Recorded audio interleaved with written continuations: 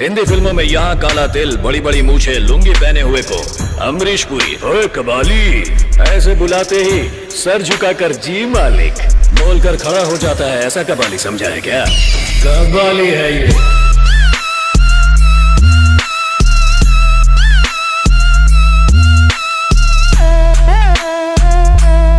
Originally मैं villain ही हूँ बेटा। ये कैसा लगा?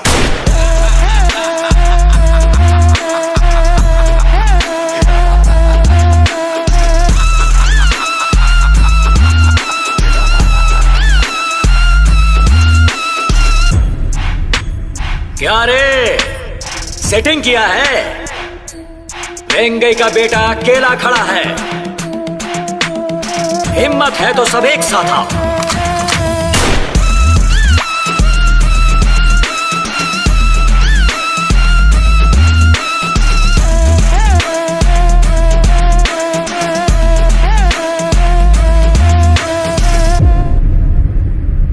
बहुत बड़ी गलती की है तूने यहाँ अकेले आकर।